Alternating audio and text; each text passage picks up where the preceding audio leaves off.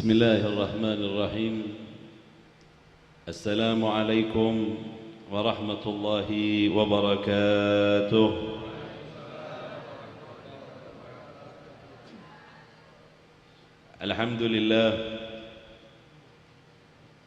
الحمد لله الذي يكذف إذا شاء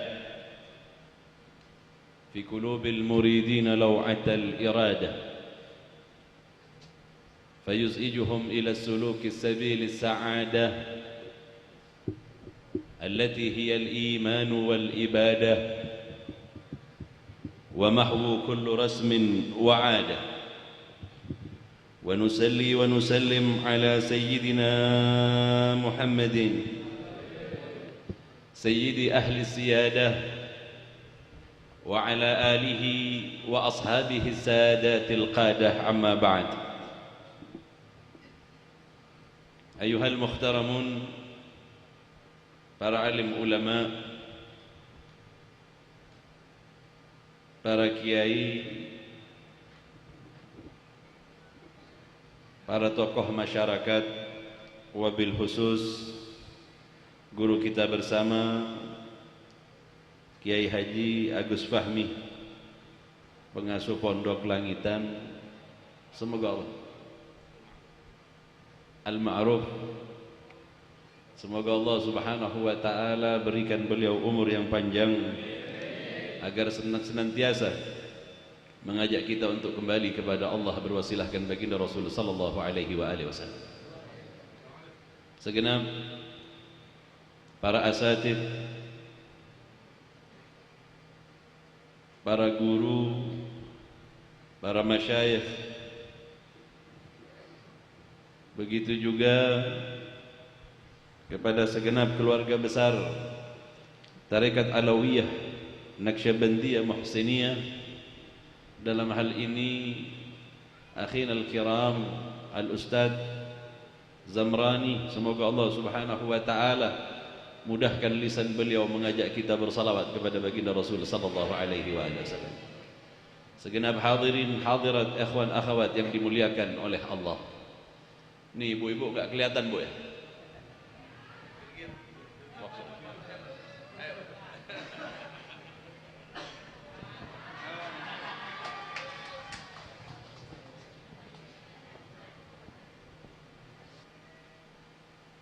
Alhamdulillah,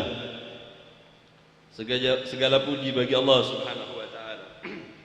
Segala puji bagi Allah Subhanahu wa ta'ala yang telah menentukan kita untuk berkumpul di tempat yang mulia ini, menyebut nama Allah Subhanahu wa ta'ala, bersalawat kepada baginda Rasul sallallahu alaihi wasallam.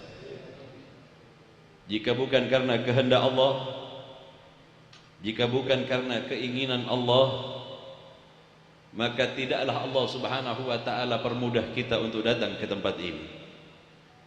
Tapi karena Allah yang berkehendak agar kita digolongkan kepada ahlil khair, kepada orang yang berbuat kebaikan, maka Allah mudahkan kita datang ke tempat ini.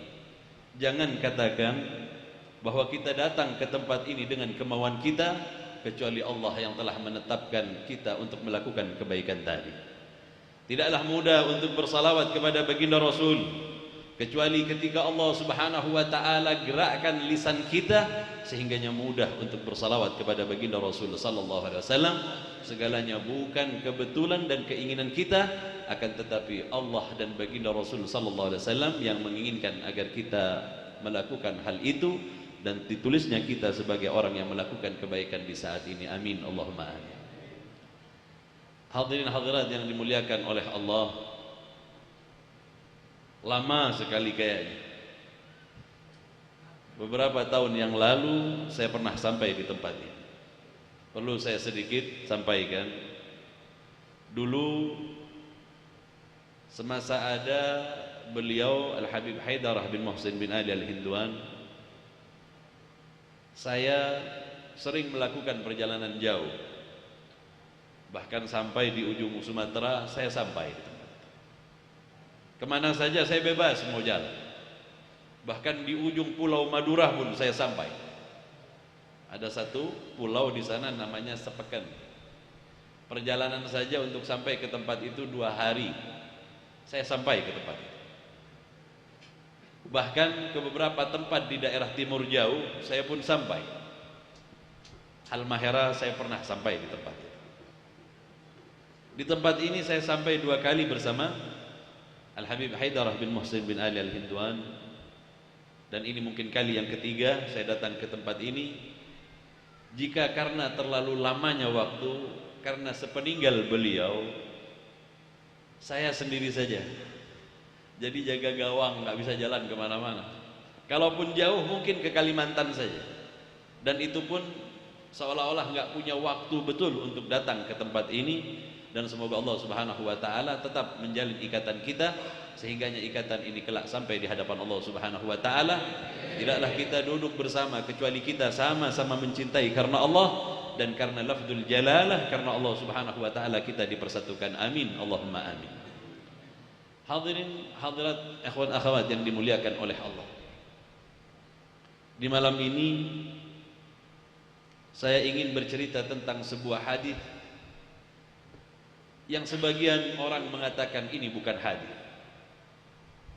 Namun jika kita membuka kitab Lataiful Minan atau Lataiful Minan, kitab Lataiful Minan ini ditulis oleh Ibnu Atha As-Sakandari, Ibnu Athaillah As-Sakandari, seorang ulama, seorang mursyid yang diakui kapasitas keilmuannya, dan bahkan kita sering mendengar magnum opus atau kita mengenalnya dengan karyanya yang terkenal, yaitu hikam yang sering kita baca, yang sering kita dengar apa yang ada di dalamnya, dan menjadi pengajian yang tak pernah habis-habisnya untuk kita kaji. Beliau Ibnu Athaillah As-Sakandari di dalam kitabnya Lataiful Minan bercerita tentang sebuah hadis yang sudah menjadi perbedaan pendapat di zamannya. Ada yang mengatakan ini hadis dan ada yang mengatakan ini bukanlah hadis. Tetapi beliau berkata bahwa ini adalah hadis dari baginda Rasul sallallahu alaihi wasallam. Apa hadis yang dimaksudkan oleh beliau? Di dalam kitab Lataiful Minan itu diceritakan, man arafa nafsahu faqad arafa rabbahu. Barang siapa yang mengenal dirinya, ia mengenal Tuhan. Benarkah ini hadis? Di dalam kitab Lataiful Minan ditegaskan benar bahwa ini adalah hadis dari baginda Rasul sallallahu alaihi wasallam. Yang saya ingin sampaikan lagi tentang hadis, berhati-hatilah tentang hadis baginda Rasul sallallahu alaihi wasallam. Jangan mudah kemudian kalian mengatakan bahwa ini hadis dhaif hadis, seolah-olah perkataan baginda Rasul tak memiliki muatan apapun juga. Naudzubillah wal iyadzubillah. Kalaulah kita mendapatkan di SMS dari WA ada hadis ini hadis dhaif, dengan mudah, dengan lancangnya kita mengatakan ini hadis dhaif, naudzubillah wal iyadzubillah, seolah-olah perkataan baginda Rasul adalah perkataan yang lemah. Itu sebab di negeri Hadramut jika menyebutkan hadis yang periwayatannya lemah, mereka mengatakan bahwa bukan hadisnya yang lemah, akan tetapi periwayatannya ada orang yang kurang berpotensi di dalam meriwayatkan hadis tadi karena adanya beberapa sifat-sifat yang kurang baik. Ini dalam ilmu hadis. Sehingganya mereka belum pernah mengatakan bahwa hadis baginda Rasul adalah hadis yang lemah. Perkataan siapakah yang paling kuat kedudukannya setelah Al-Quran selain perkataan baginda Rasul sallallahu alaihi wasallam?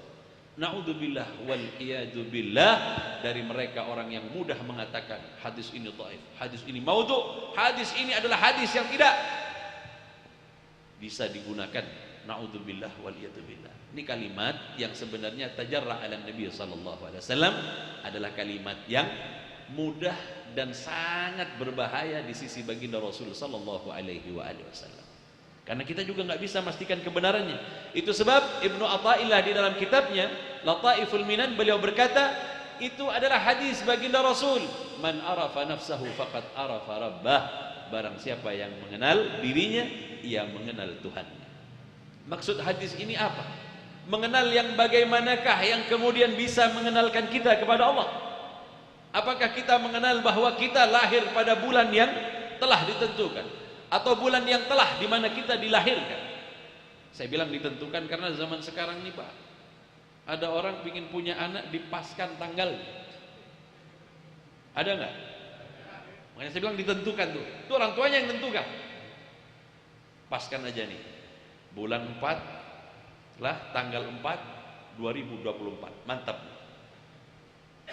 Seneng sama tanggalnya bukan seneng sama yang lainnya. Naudzubillah wal iyadzubillah. Makanya saya bilang ditentukan tadi itu. Ada juga yang sudah ditentukan oleh Allah Subhanahu wa taala. Itu sebab kalau kita hanya mengenal tanggal lahir kita saja, itu bukan yang dimaksudkan di dalam hadis ini. Apakah mengenal diri itu adalah mengenal nama kita? Bukan. Apakah kita mengenal kapan kita dilahirkan?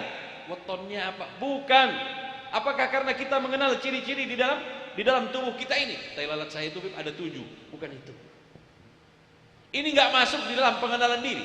Pengenalan diri di dalam hadis baginda Rasul sallallahu alaihi wasallam tadi adalah pengenalan yang sesungguhnya, bahwa sesungguhnya kita bertujuan kepada Allah Subhanahu wa taala semata. Lihat di dalam Al-Qur'an. Manusia yang paham bahwa dirinya adalah harus kembali kepada Allah adalah salah satu tangga untuk mengembalikan dirinya kepada Allah Subhanahu wa taala. Di dalam Al-Qur'an, afa hasibtum annama khalaqnakum abatha, apakah kalian menyangka kami menciptakan kalian sia-sia saja? Akankah kita diciptakan oleh Allah Subhanahu wa taala hanya diadakan begitu saja, tumbuh kembang sampai kita mati kemudian enggak ada manfaat sama sekali? Tidak, ada sebuah tujuan. Kemana tujuan kita? Afa hasibtum annama khalaqnakum abatha wa annakum ilaina la turja'un. Sungguh kepada Allah kita akan kembali. Sadari, kita makhluk yang Allah ciptakan memiliki sebuah tujuan. Kita dijadikan oleh Allah Subhanahu wa taala ada sesuatu yang harus kita capai. Dan seandainya itu tak tercapai tak kala di dunia, niatan baik kita telah dihitung sebagai sebuah kebaikan dan sebuah pahala yang luar biasa di sisi Allah Subhanahu wa taala. Oh, jadi tujuan kita Allah. Ya. Al-Qur'an bercerita demikian, tujuan kita adalah Allah Subhanahu wa taala. Jika Allah adalah tujuan kita, maka kita harus mempersiapkan diri betul kembali kepada Allah Subhanahu wa taala, karena dunia hanya tempat melintas, dunia hanya tempat untuk lewat begitu saja. Bukan tempat untuk berdiam diri. Dunia hanya sementara, dunia hanya tempat di mana kita lewat. Alangkah bodohnya mereka yang kemudian tahu bahwa dirinya bertujuan kepada Allah, namun ketika dia lewat di dunia ini, dia malah mengumpulkan banyak dari dunia, seolah-olah dia tidak akan kembali kepada Allah Subhanahu wa taala. Naudzubillah wal iyadzubillah. Mari kita lihat bagaimana cara mengenal diri. Di dalam Al-Qur'an, Allah Subhanahu wa taala menceritakan tentang keindahan makhluk yang namanya manusia. Allah Subhanahu wa taala menyebutkan, laqad khalaqnal insana fi ahsani taqwim. Allah ciptakan kita, makhluk yang namanya manusia, adalah sebaik-baiknya bentuk. Coba kita bandingkan. Jika kita dibandingkan dengan malaikat, maka kita adalah makhluk terakhir yang dibuat oleh Allah, makhluk yang paling sempurna hakikat. Namun sayang, manusia banyak yang melupakannya, sehingganya ia tak bertujuan kepada Allah, sehingganya ia jatuh kepada derajat makhluk yang terburuk. Naudzubillah wal iyadzubillah. Jika dibanding dengan malaikat, pantas saja malaikat itu enggak berkembang. Kenapa? Karena ia adalah makhluk yang senantiasa melakukan kebaikan dan belum pernah punya hawa nafsu, Pak. Jadi enggak bakalan kita lihat malaikat kemudian main-main di alun-alun, enggak bakalan. Enggak bakalan kemudian kita melihat malaikat lagi asik main HP, enggak ada. Malaikat sejak diciptakan oleh Allah Subhanahu wa taala, dia sudah beribadah. Dia sudah melakukan penghambaan kepada Allah. Kenapa? Karena Allah tidak berikan kepada malaikat yang disebut dengan nafsu.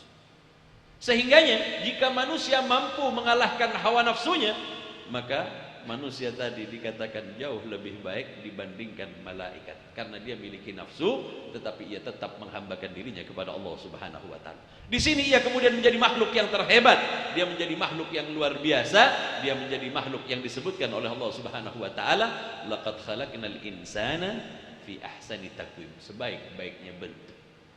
Jika dibandingkan kita dengan binatang, binatang juga mengalami yang namanya pertumbuhan. Sama kita dengan binatang. Tetapi ingat, binatang tidak diberikan oleh Allah Subhanahu wa taala dengan yang namanya akal. Sehingganya dari dulu sampai sekarang mereka model bangunan rumahnya nggak pernah berubah. Pernah lihat rumah lebah? Ya bisanya begitu. Dari zaman Nabi Allah Adam sampai sekarang rumah lebah ya begitu itu modelnya. Tahu ya? Ya, heksagonal gitu. Nggak bakalan dia buat rumah minimalis, nggak bakalan. Kenapa? Ada akal. Dari dulu itu yang Allah berikan hanya gharizah, yang Allah berikan hanya insting. Sehingganya dia membentuk rumahnya dari awal dulu sampai sekarang sama aja model rumah. Nggak ada yang berubah, nggak ada yang berubah. Karena apa? Karena ia tidak memiliki akal dan tidak memiliki peradaban. Kalaupun dia mampu untuk mengelak saat dikejar, itu hanyalah insting belaka.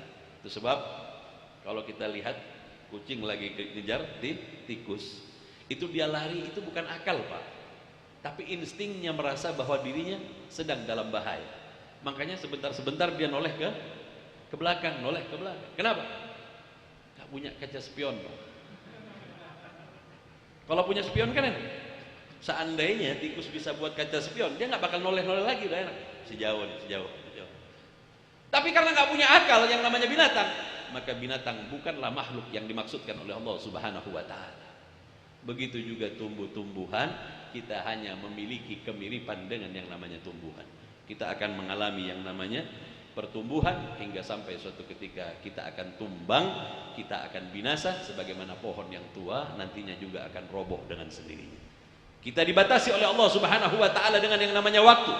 Sehingganya mau tak mau kita akan melakukan perjalanan sampai suatu ketika kita akan kembali kepada Allah Subhanahu wa Ta'ala. Kita akan meninggalkan segala sesuatu yang tak ada manfaatnya dan kita kembali kepada Allah dengan sesuatu yang benar-benar berharga. Berangkat dari sebuah doa yang dipanjatkan oleh Habib Ali bin Muhammad Al-Habsyi.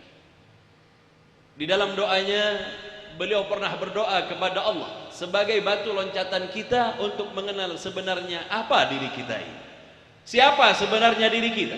Setelah kita tahu tujuan kita, maka kita melihat apa sebenarnya yang ada pada diri. Maka Habib Ali bin Muhammad Al-Habsyi di dalam doanya beliau berkata, ini sahib Simtud Durar yang mengarang Simtud Durar. Allahumma amur ajsadana bi ta'atik wa'mur qulubana bi mahabbatik wa'mur arwahana bi ma'rifatika wa'mur asrarana bi musyahadatik. Ada 4 yang disampaikan oleh Habib Ali. Yang beliau panjatkan di dalam doanya adalah doa yang mencakup keseluruhan dari diri yang sehingganya kita dengannya mengenal Allah Subhanahu wa Ta'ala. Apa yang pertama? Beliau menyebutkan Allahumma amur ajsadana, ya Allah makmurkan jasadku ini dengan ketaatan kepada. Jasad ini kalau kita baca di dalam kitab tasawuf, awal ma'rifah ibadatullah. Pertama kali ma'rifah, pertama kali pengetahuan kepada Allah. Di saat engkau beribadah kepada Allah, maka engkau dikatakan mulai mengenal Allah Subhanahu wa Ta'ala. Ketika kita melakukan peribadatan, kita dikatakan kenal kepada Allah Subhanahu wa Ta'ala. Itu sebab jika seorang hamba habiskan tubuhnya untuk beribadah kepada Allah, ini adalah pintu awal ia mengenal Allah Subhanahu wa Ta'ala. Bagaimana tidak? Jasad yang Allah Subhanahu wa Ta'ala berikan kepada kita, ini jasad. Akankah jasad kita ini nantinya kembali kepada Allah? Pak, jasad kita kembali kepada Allah. Kembali. Hukum jasad harus kembali kepada asalnya. Dari tanah ia akan kembali kepada tanah. Maka jika ada manusia yang lebih mementingkan jasadnya, dia sudah melakukan kesalahan. Jika jasadnya tidak dipenuhi dengan beribadah kepada Allah, ia sudah melakukan kesalahan. Mengapa? Karena jika jasad yang kita hiasi dengan pakaian, jika jasad yang kita hiasi dengan perhiasan, kalung, gelang dan sebagainya, ketahuilah pandangan mereka orang-orang yang dekat kepada Allah, ia berkata, alangkah hinanya seseorang yang hanya menghiasi jasadnya yang nantinya akan menjadi bangkai dan akan ditanam di dalam tanah dan akan menjadi makanan ulat tanah. Lalu kalau orang menghiasi dirinya dengan berbagai macam, katakanlah make up yang bikin glowing, hakikatnya dia bikin apa? Bikin seneng ulat tanah, Bu. Lalu apa gunanya kita menghiasi jasad? Jika jasad nantinya harus kembali kepada tanah dan menjadi tanah, dan akan menjadi santapan cacing tanah, lalu kalau kita hiasi dia, apa namanya? Kesia-siaan dan tak ada gunanya di waktu kita menghiasi jasad kita dengan perkara-perkara yang kita anggap indah. Kalung kita gantungkan, nanti kalau meninggal udah nggak pantas lagi. Gelang yang kita pakai, cincin yang kita pakai, semuanya adalah hanya untuk menghiasi jasad kita. Na'udzubillah wal iyadzubillah, hakikatnya kita menghiasi bangkai yang nantinya akan kembali kepada tanah dan tak ada gunanya. Itu sebab pandangan mereka orang-orang yang mengenal tentang Allah ketawa. Coba kita lihat, kita bayangin, ada jenazah meninggal kemudian kita pakaikan jam tangan, kita belikan gelang, kita belikan kalung, kita hiasi betul. Maksudnya apa?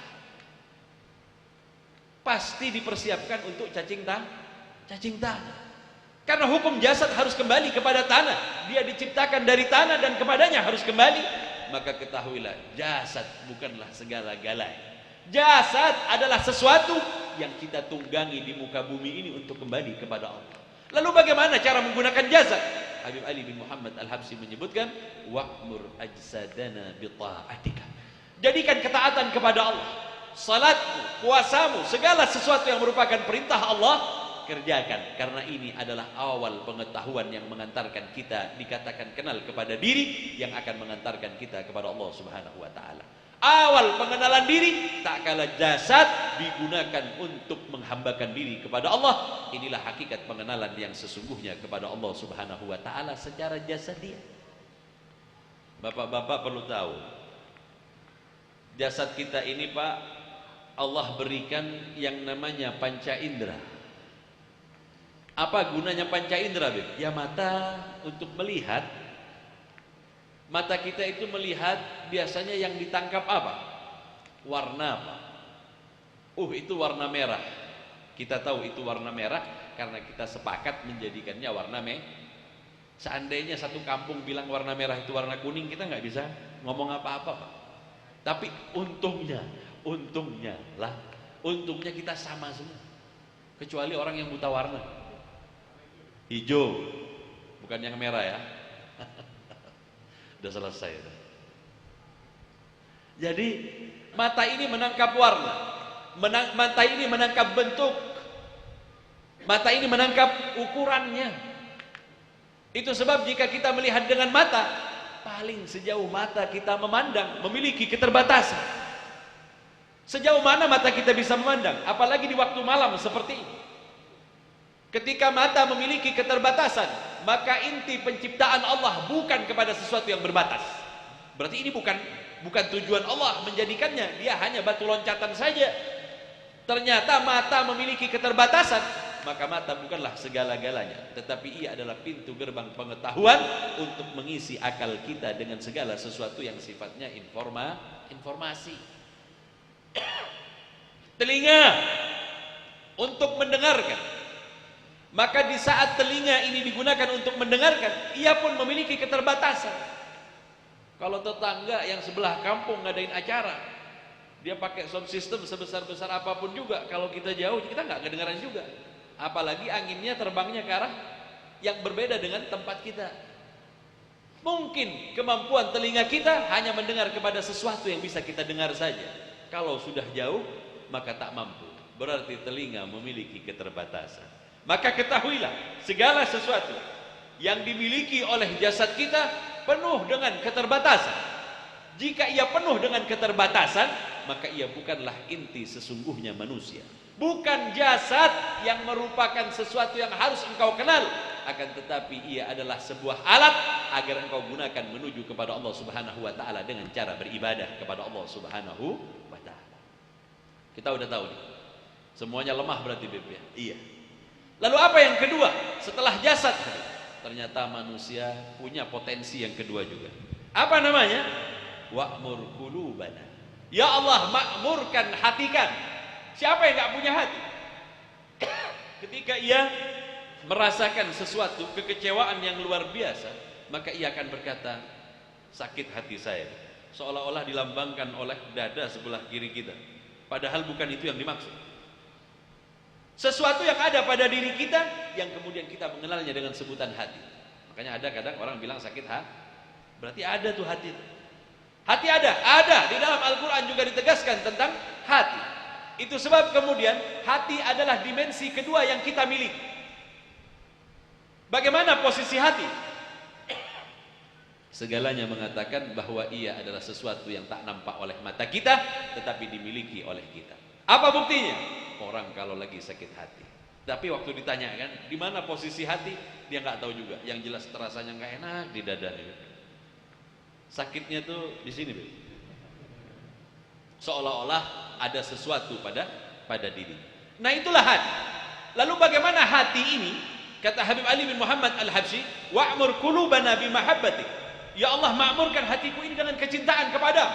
Bagaimana akan tumbuh cinta kepada Allah Subhanahu wa taala jika jasad tidak dipenuhi dengan peribadatan kepada Allah?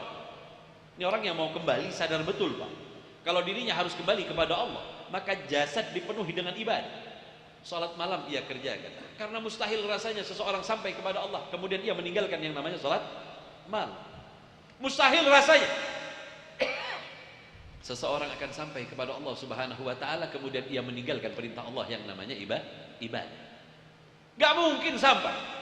Itu sebab jangan gampang tertipu dengan orang yang mengatakan saya sudah sampai kepada Allah, tetapi ia kemudian tinggalkan segala perintah Allah Subhanahu wa taala. Dari sinilah kita tahu bahwa mustahil rasanya seseorang sampai kepada Allah dan meninggalkan jasadnya begitu saja tanpa penghambaan kepada Allah Subhanahu wa taala. Na'udzubillah wal iyadu billah.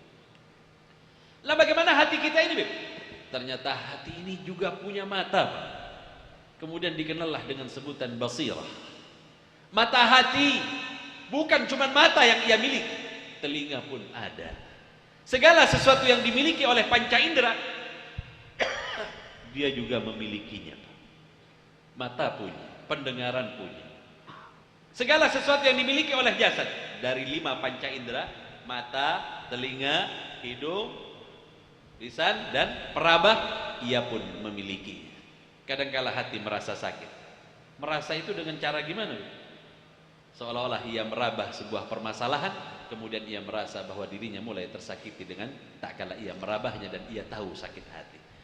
Ia menjadi sakit hati tak kala melihat seseorang yang dicintainya sedang bersama dengan orang lain. Dengan mata ia kemudian memberikan penyakit kepada hatinya. Dengan telinga ketika ia mendengar kabar bahwa orang yang dicintainya sedang melakukan sesuatu, walaupun tak melihat, tetapi telinga kemudian mendengar, maka hatinya pun menjadi sakit. Tapi melihat dengan hati ini gimana, Bu? Ulama mengumpamakan bagaikan orang yang tidur sehingganya ia bermimpi melihat sesuatu di dalam. Pernah mimpi, Pak? Pernah mimpi kucing, Pak? Itu biasanya yang mau keluar sekian. Diartiin yang enggak. Naudzubillah wal iyadu billah. Ketika mata kita tertutup, ketika telinga kita tak mendengar, ketika lisan kita tidak merasakan apa-apa, tapi di dalam mimpi kita melihat makan, di dalam mimpi kita berdialog, di dalam mimpi kita makan, di dalam mimpi kita melihat. Seperti itulah kurang lebihnya hati di dalam melihat. Lalu bagaimana cara menggunakan hati untuk melihat? Dahulu mereka mengatakan, para ulama, bersihkan sebersih-bersihnya jasadmu dengan penghambaan kepada Allah. Ini contoh aja, Pak. Dulu ketika berada di negeri Hadramut, saya pernah duduk belajar kepada Al-Habib Abdullah bin Muhammad bin Alwi bin Syahab. Ini di sini nggak ada fotonya. Beliau, kalau mereka yang pernah ke negeri Hadramut pasti pernah datang kepada beliau. Cuman beliau sudah meninggal beberapa tahun yang lalu. Saya sempat belajar kepada beliau kurang lebih 1,5 tahun. Setiap minggu sekali. Suatu ketika saya datang paling pagi, berharap dapat berdialog kepada beliau, menyampaikan segala sesuatunya kepada beliau. Ketika saya sampai ke rumahnya, saya ketok pintu rumahnya. Saya bilang, "Assalamualaikum ya Habib Abdullah."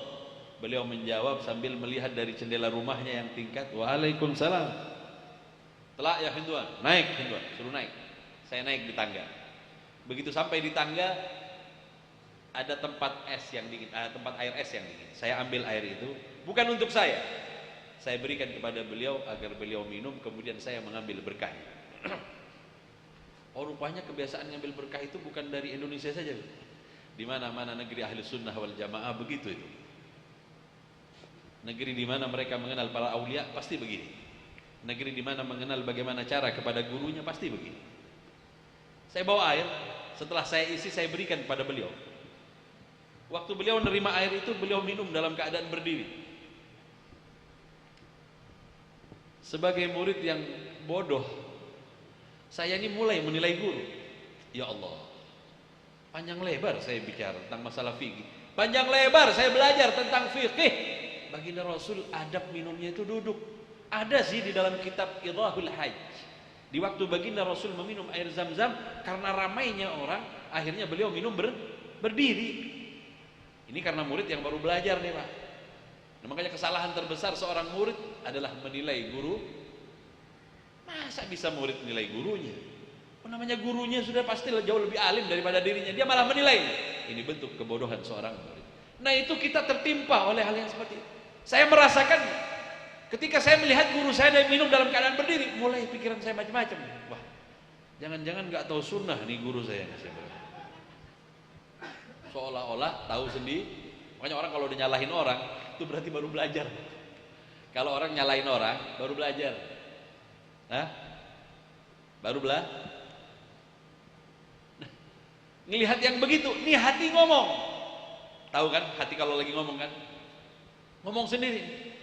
Gimana? Masa saya akan berguru kepada orang yang seperti ini nih? Akankah saya menimba ilmu kepada beliau nih? Datang pagi-pagi ngambilin air, beliau minum berdiri. Kecewa hati saya. Usai beliau minum itu, beliau kasihkan saya. Syarab, minum. Saya minum. Saya minum duduk. Merasa jauh lebih baik posisi saya ketimbang guru saya. Memang murid kurang ajar gitu. Saya bilang, mulai nggak enak belajar udah. Ketika duduk, datang yang lain, saya duduk. Masih ingat saya posisinya beberapa teman-teman saya yang membaca kitab kepada beliau. Waktu itu baca Nasaihud Diniyah karangan dari Imamul Haddad. Duduk, ada 6 orang kalau saya nggak keliru, atau 6 atau 7 orang begitu. Yang jelas hitungannya begitu aja lah, yang belajar kepada beliau setiap hari Kamis pagi, ya hitungannya itu aja. Karena hanya 6 orang yang mendapatkan izin waktu itu untuk belajar kepada Al-Habib Abdullah bin Syah. Ini hati saya masih gerutu nih. Masa saya nerusin belajar sama ini Habib? Haruskah saya belajar kepada orang yang tidak menjalankan sunnah Rasul? Ini ramai hati saya. Seandainya dikasih speaker mungkin ramai Pak waktu itu. Cuman menggerutu aja dalam hati. Ketika beliau menyuruh salah seorang untuk membaca kitab, gerak kitabat, baca kitab kepada teman saya yang paling ujung sebelah kiri. Saya di sebelah kanan sini. Beliau nyuruh baca, beliau noleh. Kata beliau, tadi itu waktu engkau kasih saya air, saya nggak minum. Saya cuma masukkan lidah saya ke dalam air agar engkau mengambil berkah dari. Yang dengar apanya tuh Pak? Yang beliau lakukan itu apa? Kita pasti bilang kekeramatan tuh Beb. Disinilah hati jika sudah dipenuhi dengan ibadah. Jika hati telah dipenuhi, jika jasad telah dipenuhi dengan ibadah, maka dengan sendirinya hati akan terbuka. Jika setiap saatnya penghambaan kepada Allah dilakukan oleh seorang hamba, jika jasadnya yang mampu mendengar, jasadnya yang mampu untuk melihat dan segalanya sudah ia habiskan di dalam penghambaan kepada Allah, maka berikutnya yang Allah buka adalah basirah. Itu sebab beliau melihat kepada saya tadi nggak minum, saya masukkan lidah karena saya tahu kau mau ngambil berkah kepada saya. Saya berkata apa? Ini yang saya omongkan dalam hati, nggak keluar di lisan saya, tetapi beliau mampu mendengarnya. Sejak saat itu, jika saya duduk di hadapan mereka orang-orang yang demikian ini, belum pernah macam-macam pikiran saya. Khawatir kebaca. Untung nggak dibuka yang lain-lainnya lagi. Itu sebab saya bilang, ya Allah, saya sudah melakukan sebuah kesalahan. Sejak saat itu tak berani lagi saya menatap wajah beliau. Saya baca kitab sambil ke bawah, nggak pernah saya lihat lagi wajah beliau. Sadarlah saya, ternyata banyak orang-orang yang memiliki hati yang mampu mendengar. Ini waktu duduk begini, duduk ramai begini, berapa ramai hati kita sedang berbicara macam-macam. Ini Habib kepanjangan ceramahnya nih, kemana tujuannya mulai tadi mau? Ada yang begitu. Ada yang bilang, oh, udahlah bawa tidur aja lah. Seandainya kedengeran semuanya, nggak jadi ceramah saya, malah dengerin orang-orang lagi ngomong semuanya. Itu sebab ternyata hati mampu mendengar, bahkan hati mampu melihat, bahkan hati mampu merasakan, bahkan hati mampu segalanya. Tetapi dengan sebuah syarat, jika jasad kita telah dipenuhi dengan penghambaan kepada Allah, jika jasad telah dilakukan apa yang telah diperintahkan oleh baginda Rasul, maka terbukalah yang namanya panca indera hati, sebagaimana kita di dalam mimpi. Oh begitu, Beb? Iya. Lalu bagaimana memakmurkan hati kita ini agar terbuka yang berikutnya? Jika hatimu dipenuhi dengan zikrullah, jika hatimu dipenuhi dengan diisi dengan zikrullah, kecintaan kepada Allah, kecintaan kepada baginda Rasul sallallahu alaihi wasallam, maka hati ini dengan sendirinya akan terbuka dan ia akan membuka pintu yang berikutnya. Wa'mur arwahana bima'rifatik. Makmurkanlah ruh kami dengan bermakrifah, mengenalmu ya Allah. Ma'rifah kepada Allah itu melewati 3 ini dulu. Tadi jasad yang dipenuhi dengan ibadah, jasad yang kemudian setiap panca inderanya dijaga untuk tidak melakukan maksiat kepada Allah. Baru setelah itu mampu melakukan sebagaimana Al-Habib Abdullah tadi, ketika ia melihat muridnya yang kemudian ragu dengan keilmuannya dan dibaca dan dibuka olehnya tentang apa yang menjadi pembicaraan hati. Yang berikutnya disebut dengan ruh. Kita punya ruh, Pak. Di mana kita tahu? Allah Subhanahu wa taala di dalam Al-Qur'an berfirman, "Wa nafakhna fihi min ruhina," dan kami hembuskan sebagian dari ruh kami. Kemudian di dalam ayat yang lain, Allah Subhanahu wa taala berkata kepada baginda Rasul sallallahu alaihi wasallam, "Wa yas'alunaka 'anir ruh, qulir ruh min amri rabbi wa ma utitum minal ilmi illa qalila." Kalian tidak akan memiliki pengetahuan tentang ruh kecuali sedikit. Katakan Muhammad kepada mereka, mereka tidak akan mengetahui tentang ruh kecuali sedikit sekali. Itu sebab bagaimana untuk membuka pengetahuan yang disebut dengan ruh yang ada pada diri kita. Pak, kita itu ibarat HP, Pak. Lah, banyak aplikasi yang masih belum dibuka. Kita nih jauh lebih canggih daripada HP itu.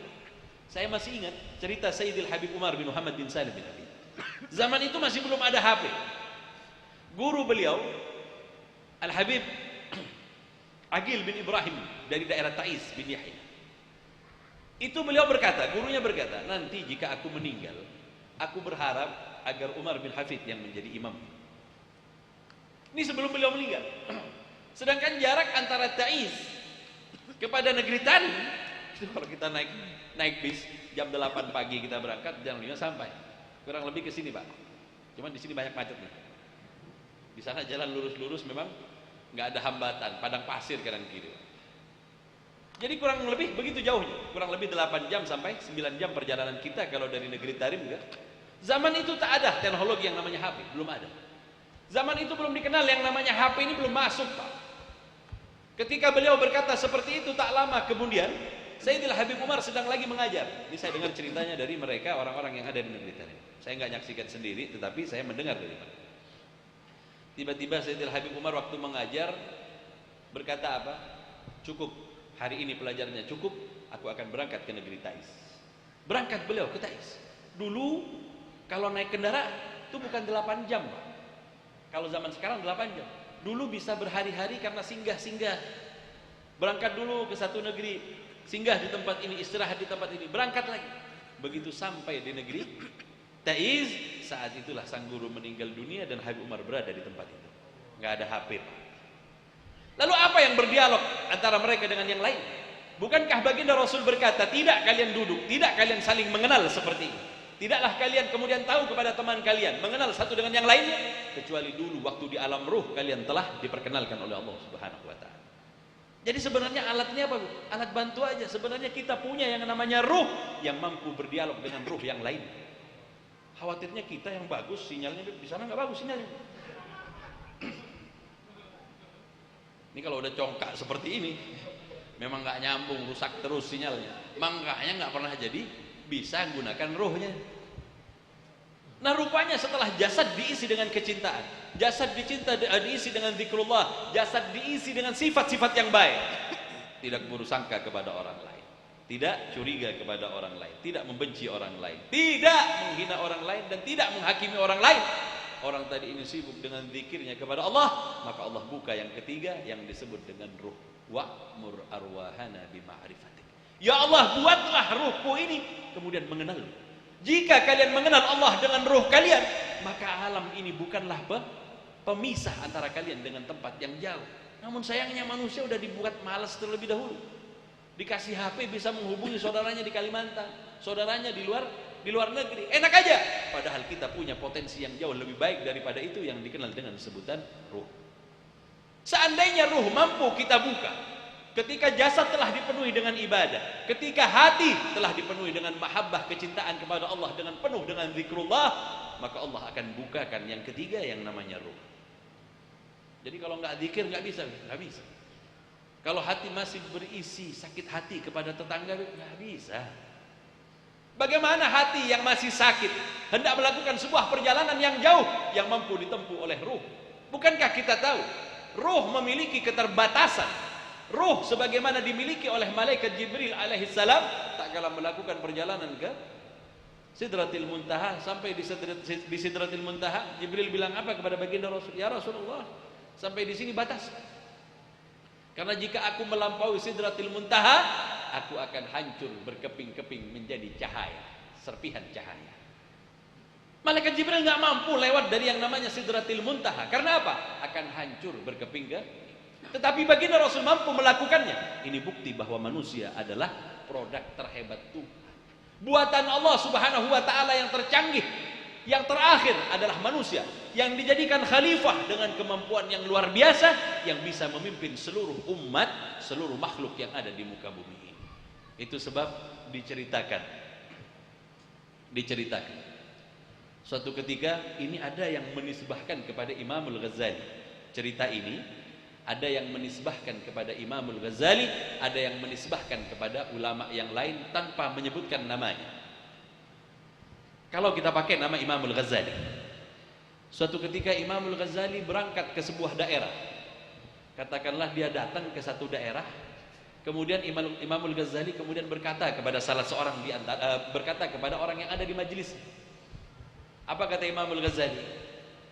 Wahai penduduk desa ini, seandainya kalian mau belajar kepada murid saya, seandainya kalian mau belajar kepada murid saya, satu kampung ini bakal jadi orang alim semua, sama muridnya nih. Belum lagi Imam Ghazali yang ajar. Seandainya muridku satu kuletakkan di tempat ini, sekampung kalian ini bakal jadi orang alim semua. Dalam kalimat ini mengandung apa? Arogan, kesombongan. Dan ketahuilah, kesombongan ibarat sebuah tempat yang tinggi, sehingganya ia tidak akan mampu menerima air yang turun dari tempat yang tinggi biasanya ke tempat yang rendah. Jika kita sombong di dalam mencari ilmu, selamanya kita nggak akan pernah jadi orang alim. Kenapa? Nggak bisa. Kesombongan menolak segala sesuatu yang datang kepadanya. Ia ibarat tempat yang tinggi, di mana air yang mengalir dari tempat yang tinggi tidak mungkin naik ke atas, pasti ke bawah. Nggak bisa, Beb, sekarang ini, Beb. Sekarang ada sanyo, Beb. Bisa dinaikkan ke atas. Itu bahasa kita. Nah, waktu itu Imam Ghazali berkata begitu, di dalam kalimatnya bermuatan kesombongan. Sehingganya kata Imam Ghazali, seandainya kalian mau bertanya tentang apa saja, saya bisa jawab. Jangankan saya, murid saya taruh di sini, pasti bisa jawab pertanyaan kalian. Karena dia tahu tempat itu tempatnya orang-orang yang awam. Tiba-tiba satu orang tua berdiri, wahai Imam Ghazali, boleh saya nanya sama? Boleh? Tanyakan apa yang hendak kau tanyakan kepada? Baiklah. Saya ingin bertanya di dalam banyak ayat Al-Quran. Salah satunya di dalam surat Ar-Rahman. Allah Subhanahu wa taala berfirman, "Kulla yaumin huwa fi sya'n." Kulla yaumin huwa fi sya'n. Setiap harinya Allah Subhanahu wa taala melakukan aktivitas. Allah melakukan sesuatu pada setiap harinya di dalam ayat ini. Wahai Imam Ghazali, boleh saya tanya, kira-kira Allah saat ini lagi ngapain ya? Ini orang yang naik tua, Tapi pertanyaannya adalah pertanyaan yang sulit untuk dijawab. Imam Ghazali baru saja bilang, jangan saya, murid saya taruh sini, semuanya bisa jadi alim. Ini baru ada nanya satu, ini bingung Imam Ghazali. Kata Imam Ghazali, seolah-olah ayat ini baru aku mendengar, padahal seringkali aku membaca surat Ar-Rahman dan belum pernah terfikirkan kepadanya. Tapi Imam Ghazali kemudian berpikir, apa yang menyebabkan kemudian otakku menjadi tumpul, pengetahuanku kemudian tak berarti? Maka dikoreksi, ya Allah, aku telah melakukan sebuah kesombongan. Aku telah mengaku bahwa dengan muridku saja sekampung akan jadi orang alim. Baru saja satu orang bertanya sehingganya aku tak mampu untuk menjawabnya. Mungkin kesombongan inilah yang merupakan dosaku, maka aku bertaubat kepada Allah Subhanahu wa taala dari kesombongan yang aku lakukan. Bertobat Imam Ghazali.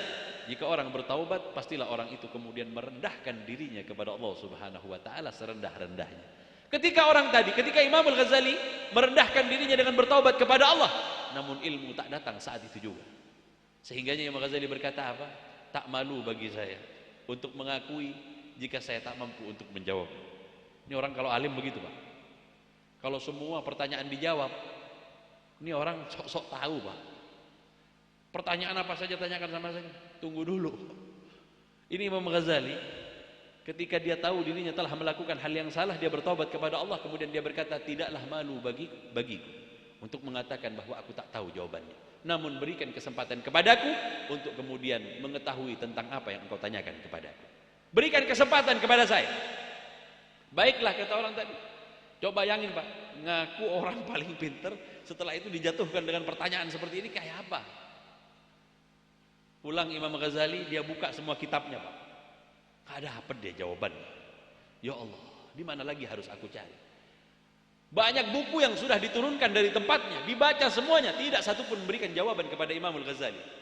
Sejak saat itulah kemudian ia bertaubat, beristighfar sebanyak-banyaknya kepada Allah Subhanahu wa taala, sampai kemudian dia tertidur dan bermimpi baginda Rasul sallallahu alaihi wasallam. Ini enaknya mereka, Pak. Dikit-dikit mimpi Rasulullah. Kalau kita kan memang berharap dengan hadirnya kita di tempat salawatan seperti ini, suatu ketika Allah berikan kita pertemuan dengan baginda Rasul sallallahu alaihi wasallam. Amin. Kata baginda Rasul, apa yang kau bingungkan wahai Muhammad? Kata baginda Rasul, karena Imam Al-Ghazali itu bernama Muhammad bin Muhammad Al-Ghazali. Ada yang menggunakan tasdid, ada yang mengatakan Al-Ghazali begitu. Ya Rasulullah, telah bertanya kepadaku seseorang tentang sebuah ayat di dalam Al-Quran, kulla yaumin huwa fi syan. Setiap harinya Allah Subhanahu wa taala, dia Allah senantiasa berada di dalam sebuah keadaan. Kira-kira dia bertanya kepadaku, kira-kira apa yang Allah lakukan saat ini? Tersenyumlah baginda Rasul, banyak yang dilakukan oleh Allah, kata baginda Rasul sallallahu alaihi wasallam. Kenapa baginda Rasul bisa jawab? Memang samudra pengetahuan. Jika baginda Rasul mampu menjawab, memang ia adalah tuangan pengetahuan. Yang kemudian beliau berkata, apa kata baginda Rasul? Addabani Rabbi fa ahsana ta'dibi. Telah mendidikku Allah Subhanahu wa taala dan aku menjadi sebaik-baiknya anak didik. Jadi belum pernah ada pertanyaan yang enggak bisa dijawab oleh Rasulullah. Nah, itu sebab apa kata baginda Rasul? Banyak. Di antara jawaban baginda Rasul sallallahu alaihi wasallam, tidakkah engkau membaca wahai Muhammad di dalam Al-Qur'an, innallaha wa malaikatahu yusalluna 'alan nabi. Kalimat yusalluna di dalam bahasa Arab itu fi'il mudhari', maknanya istimrar, senantiasa Allah Subhanahu wa taala bersalawat kepada baginda Rasul, menambah kemuliaan, menambah keagungan kepada baginda Rasul dilakukan oleh Allah Subhanahu wa taala. Dalam riwayat yang lain disebutkan Allah Subhanahu wa taala mengangkat dan menjatuhkan seorang hamba, mengangkat kepada derajat kewalian, kemudian menjatuhkan kepada derajat yang jauh di bawahnya. Berapa banyak riwayat yang menceritakan tentang apa yang dilakukan oleh Allah Subhanahu wa taala pada setiap saat. Namun saya ambil yang satu tadi, bahwa Allah Subhanahu wa taala senantiasa bersalawat kepada baginda Rasul sallallahu alaihi wasallam. Mendapat jawaban ini gembira Imam Al-Ghazali. Bangun pagi-pagi, pengajian masih sore, ba'dal asar sudah siap. Rasanya pingin langsung berangkat ke majelis mau dijawab. Begitu sore tiba, beliau datang ke majelisnya, beliau bertanya, beberapa hari yang lalu yang nanya sama saya siapa? Orang kalau sudah punya jawabannya begitu, Pak. Berdiri orang tua itu dan berkata, saya yang kemarin. Coba kau ulangi, biar yang lain mungkin kemarin nggak datang. Ulangin lagi. Ditanyakan tentang apa yang dilakukan oleh Allah. Di antara yang dilakukan oleh Allah, kata Imamul Ghazali, adalah Allah Subhanahu wa taala senantiasa bersalawat kepada baginda Rasul sallallahu alaihi wasallam. Orang tua ini tersenyum, Pak. Dia bilang apa kepada Imam Ghazali? Wahai Ghazali. Apa kata orang ini? Ya Ghazali, akthirus salata wassalama ala man allamaka fil manam. Kata orang tua tadi apa? Wahai Ghazali, perbanyaklah salawat dan salam kepada orang yang telah mengajarkan itu di dalam mimpimu. Coba saya ingin tahu, orang ini ada di mana? Orang yang nanya ini ada di mana? Sehingganya dia tahu bahwa baginda Rasul sedang datang ke dalam mimpi Imamul Ghazali. Bagaimana kemudian kita bisa mengetahui bahwa seseorang bermimpi tentang si fulan? Kalau bukan ia adalah orang yang mampu menggunakan kapasitas ruhnya, tidaklah mungkin ia akan mampu melakukan hal yang demikian.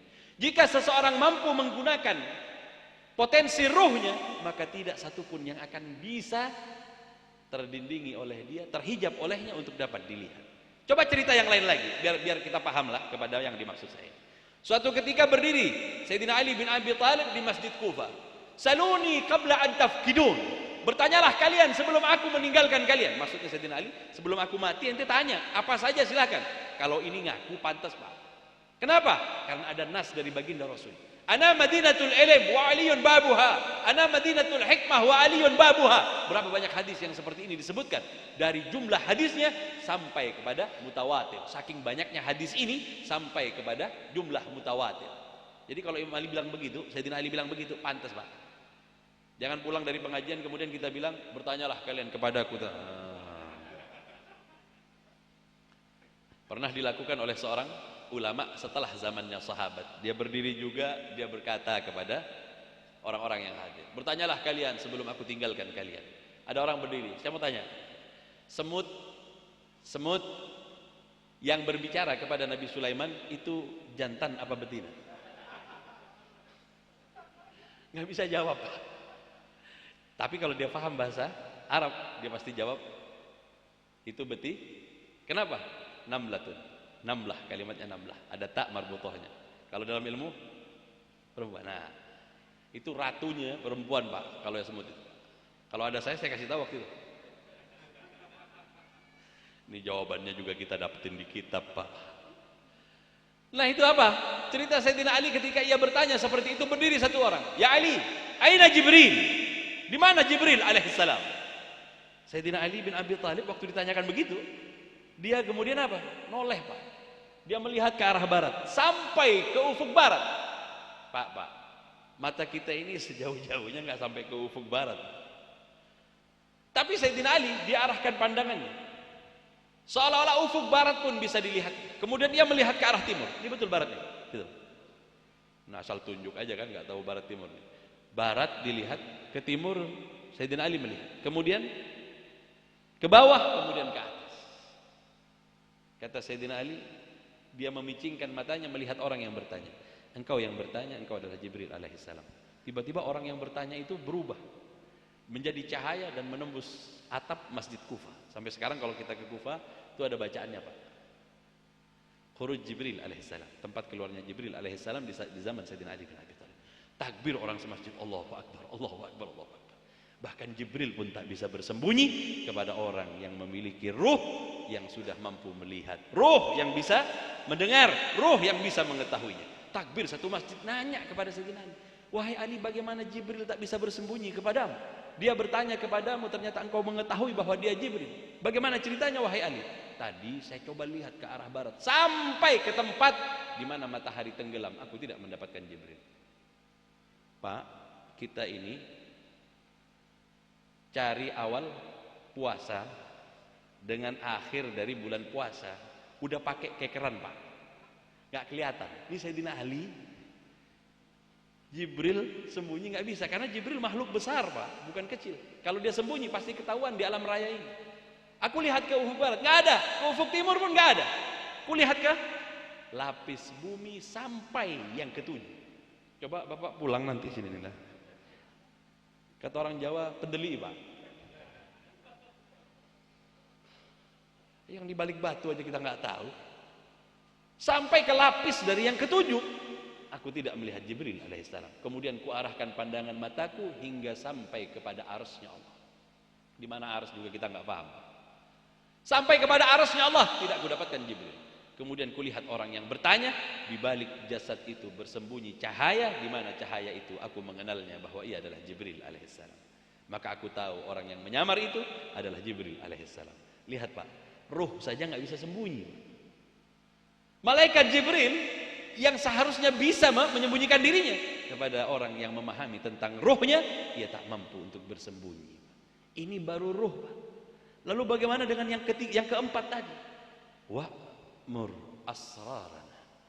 Di dalam ruh ada lagi yang disebut dengan sir. Di dalam sebuah hadis Allah Subhanahu wa taala menyebutkan wa fi sirri ana, dan di dalam sir setiap manusia aku berada di dalamnya. Jika saat itu kita bersama dengan Allah, adakah sesuatu yang tersembunyi dari kita? Jika saat itu kita sedang fana kepada Allah, akankah ada yang tak nampak kepada kita? Segala sesuatunya menjadi jelas, dan itulah tujuan manusia. Kemudian untuk sampai kepada Allah, dia mengalami beberapa hal yang mana hal ini haruslah dilakukan kita selagi kita masih ada di dunia ini. Penuhi jasad kita dengan ibadah kepada Allah. Penuhi jasad kita ini dengan senantiasa melakukan penghambaan diri kepada Allah. Setelah itu, buang jauh-jauh sifat benci di dalam hati kita. Buang sakit hati, buang segala sesuatu yang membuat hati kita ini sakit, sehingganya bersih dan hanya berprasangka baik kepada hamba Allah Subhanahu wa taala dan berbaik sangka kepada Allah Subhanahu wa taala. Baru kemudian yang berikutnya adalah ruh kita diisi dengan ma'rifah dan keyakinan kepada Allah Subhanahu wa taala. Contoh tentang sir ini sebagaimana baginda Rasul bersama malaikat Jibril ketika sampai di Sidratil Muntaha, malaikat Jibril tak mampu melakukan perjalanan menuju kepada Allah Subhanahu wa taala. Malaikat Jibril berkata, inilah batas terakhirku. Jika aku bersamamu wahai baginda Rasul sallallahu alaihi wasallam, niscaya Jibril ini akan menjadi serpihan-serpihan cahaya. Itu sebab bukan tempatku di sini. Maka kemudian baginda Rasul melakukan perjalanan menuju kepada Allah. Disinilah baginda Rasul dikatakan bahwa sir baginda Rasul berdialog dengan Allah Subhanahu wa taala di malam itu, di malam di mana kemudian Allah Subhanahu wa taala mewajibkan kepada kita untuk melakukan yang namanya salat. Ini potensi kita Pak. Laqad khalaqnal insana fi ahsani taqwim. Ini yang dimaksudkan perjalanan. Ini nggak mungkin dijelasin secara detail di tempat yang cuman mau bicara sekali aja nih Pak. Kemudian kita ketemu tiap tahun tiap bulan banyak. Nah, pengetahuan inilah yang harusnya kita gunakan untuk apa? Awal pijakan, kemudian kita mengenal diri yang mengantarkan kita kepada pengenalan kepada Allah Subhanahu wa taala. Ketika baginda Rasul berdialog dengan Allah Subhanahu wa taala, jangan diandaikan berdialognya seperti kita berdialog begini Pak, tidak. Maha suci Allah Subhanahu wa taala dari hal-hal yang digambarkan oleh pengetahuan manusia. Berkata Al-Faqih Al-Muqaddam Muhammad bin Ali Ba'alawi, subhanalladzi la yablughul wasifuna sifatah. Maha suci Allah Subhanahu wa taala, walaupun disifati seperti apapun juga, pensifatan manusia tidak akan pernah sampai kepada hakikat Allah Subhanahu wa taala. Naudzubillah wal iyadzubillah, jika orang kemudian mensifati yang macam-macam kepada Allah Subhanahu wa taala. Ketika baginda Rasul sedang berdialog dengan Allah Subhanahu wa taala, berkelebatanlah bayangan-bayangan di belakang baginda Rasul. Maka baginda Rasul bertanya kepada Allah, "Ya Rabb, siapakah yang melintas di belakang? Siapakah mereka, orang-orang yang kemudian melintas berkali-kali di belakangku? Banyak jumlahnya." Kata Allah Subhanahu wa taala, "Sepeninggalmu wahai Muhammad, akan ada dan akan banyak orang-orang yang akan sampai kepadaku semisal engkau wahai Muhammad." Ini yang kemudian kita nggak paham hakikatnya. Siapa mereka yang pernah melintas di hadapan di belakang baginda Rasul sallallahu alaihi wasallam? Tak kala terjadi dialog antara baginda Rasul sallallahu alaihi wasallam dengan Allah Subhanahu wa taala. Berarti orang setelahnya menapak tilas baginda Rasul sallallahu alaihi wasallam, mengikuti jejak baginda Rasul. Gadaman ala gadamin, mereka berjalan di atas jalan baginda Rasul sallallahu alaihi wasallam hingga sampailah mereka kepada Allah Subhanahu wa taala semisal apa yang didapatkan oleh baginda Rasul di malam Isra Mi'raj, ia pun dapat berjumpa dengan Allah Subhanahu wa taala. Dulu Pak, waktu saya di Hadramut dulu, pas bulan Ramadan datang, waktu itu saya datang kalau nggak keliru itu di bulan Muharram. Sampai di bulan Ramadan, orang Hadramut itu kalau bulan Ramadan Pak, 10 malam terakhirnya nggak sholat tarawih. Wah enak Bib, libur Bib. Enggak. Masjid ada 300 di situ Pak. Masjid ada 300 masjid. Jadi kita bersama guru kita Sayyidil Habib Umar datang ke satu masjid 2 rakaat di sana. Pindah ke masjid lainnya 2 rakaat, 300 masjid, Pak. Itu kita habis makan buka puasa diajak jalan sama beliau. Setiap malam terakhir, 10 malam terakhir kita datang ke masjid. 300 masjid kita datang. Coba 2 rakaat, 600. Waktu itu jadi wali saya di situ, Pak. Pulang lagi ke Indonesia nggak jadi apa-apa, Pak. Nah itu aneh. 10 malam terakhir mereka melakukan salat di setiap masjid, mengharap berkah kepada Allah Subhanahu wa taala. Ketika malam 27 Ramadan, kami salat di masjid namanya Jamalul Lail. Di masjid itu mereka para masyayikh, para habaib, ulama-ulama yang sudah tua mereka berdiri di sebelah masjid dari Masjid Jamalul Lail. Beberapa orang yang sudah tua melihat ke arah langit. Sebentar kemudian mereka berkata, nazal. Saat itu kurang lebih jam 2 atau jam 3 malam. Karena kita udah sholat pindah-pindah, kita ikut mereka ke masjid. Ini yang tua-tua melihat ke langit. Nazal, nazal, nazal, nazal. Turun, turun, turun. Semuanya sudah turun, semuanya sudah turun. Kata yang bertiga nih, yang di atas ini, orang yang tua-tua nih, yang guru-guru kita nih, sudah turun. Berdoa semua. Ayo berdoa semua. Saya bilang apa yang turun? Saya cuma dengar aja. Saya nanya sama orang di sini, apa yang turun? Ini malam Lailatul Qadar. Karena semua malaikat nampak di mata mereka sudah turun ke muka bumi, dan ini tandanya bahwa Lailatul Qadar. Pak, di sini kita mau cari Lailatul Qadar, Pak. Setengah mati.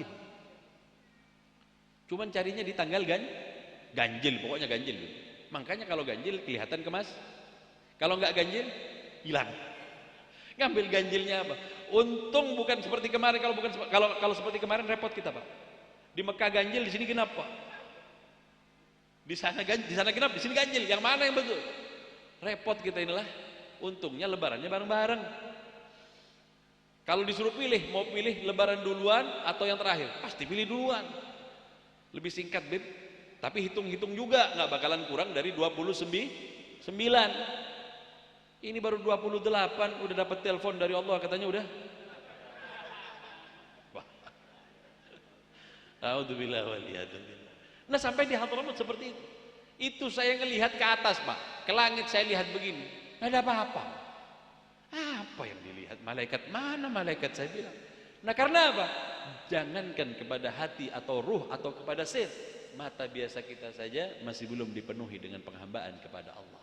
Mata masih sering melihat kepada maksiat. Mata masih sering kali memandang remeh kepada orang yang lain. Lalu bagaimanakah mata ini akan menyaksikan perkara-perkara yang demikian?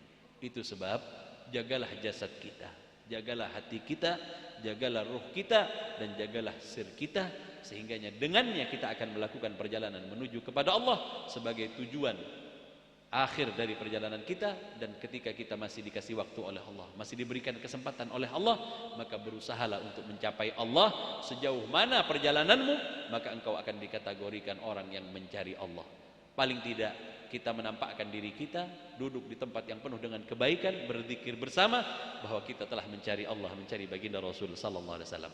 Semoga usaha kita nanti ini ketika kita kembali kepada Allah, kita dikumpulkan bersama baginda Rasul, dikategorikan kepada orang yang ingin kembali kepada Allah. Semoga Allah Subhanahu wa taala menerima kita dan menyucikan kita, dan dikumpulkan kita bersama baginda Rasul dan mereka orang-orang yang sampai kepada Allah Subhanahu wa taala sebagaimana baginda Rasul sampai kepada Allah Subhanahu wa taala. Ayuhal ikhwah rahimakumullah. Inilah hakikat pengenalan diri. Kenali dirimu, kenali jasadmu adalah sebagai alat untuk menuju kepada Allah, sebagai tunggangan untuk menuju Allah. Penuhi dengan kebaikan, penuhi dengan ibadah yang telah diajarkan oleh baginda Rasul. Hatimu isilah segala hal yang baik, karena ia patutnya hati hanya diisi dengan kecintaan, bukan kebencian. Jika hatimu berisi kecintaan, dengan sendirinya kebencian akan jauh darimu. Berpandangan baiklah kepada siapa saja, berpandangan baiklah, jangan berburuk sangka kepada orang lain, sehingganya hatimu akan berisi setiap apa aja yang ada di dalam hatimu adalah kebaikan, sampai kepada yang terakhir ruhmu kemudian dihiasi dengan ma'rifah, pengetahuan kepada Allah, hingga sir kita sampai kepada Allah sebelum kita kembali kepada Allah Subhanahu wa taala. Ayuhal ikhwah, hadirin hadirat yang dimuliakan oleh Allah, ini gambaran singkat saja. Sebenarnya untuk dibahas satu persatu, sungguh demi Allah ini bukanlah pembahasan, tetapi ini adalah sebuah perjalanan yang sesungguhnya. Setiap kita adalah salik, setiap kita adalah orang yang berjalan menuju kepada Allah Subhanahu wa taala. Mau tak mau semuanya harus kembali kepada Allah Subhanahu wa taala. Namun mereka yang berkeinginan untuk menyucikan dirinya akan kembali kepada zat yang suci, yakni Allah Subhanahu wa taala. Namun jika ia mengotori dirinya, jangan khawatir, masih ada rahmat Allah. Maksudnya, Bib, kalau kita nggak sempat membenahi diri kita, jangan khawatir, nanti ada tempat pembersihan kita, Pak. Apa itu, Bib? Neraka. Jadi orang yang nggak sempat dibersihkan dalam neraka. Sehingganya neraka adalah bentuk kasih sayang Allah kepada kita. Yang benar, Bib. Kalau neraka bentuk kasih sayang, iya, Pak. Mereka yang nggak sempat bersihkan diri, mereka yang nggak sempat zikir di muka bumi ini, Allah kasih kesempatan untuk dibersihkan. Kapan? Di neraka, dicelup dulu, Pak. Biar bersih. Itu sebab kita nggak mau singgah di situ, Pak. Kalau bisa, Bib, kita langsung, Bib. Itu sebab jadikan Allah tujuanmu dan persiapkan jasad, hati, ruh dan sirmu untuk melakukan perjalanan kepada Allah agar kemudian kita diterima oleh Allah Subhanahu wa taala. Ayuhal ikhwah rahimakumullah, apa yang saya katakan ini cuman omongan aja. Maksudnya, Bib, orang yang ngomong juga nggak sampai juga di tempat itu.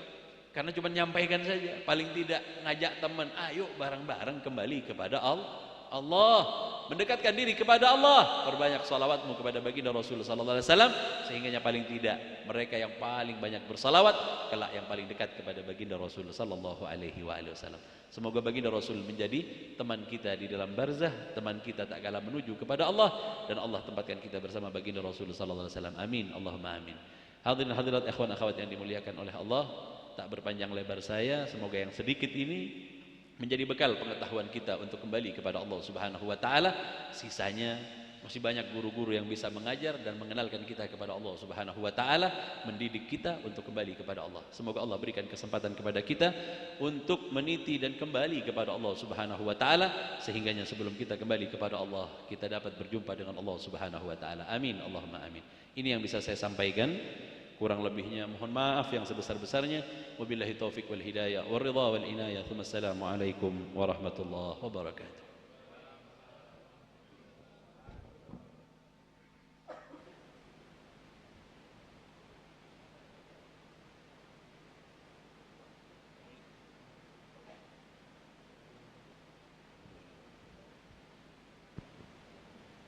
Sebelum doa, mohon maaf pengumuman untuk akhwan ikhwat hadirin, dan undangan nanti dimohon tidak pulang dulu, nanti dimohon kesediaan untuk beramah-tamah.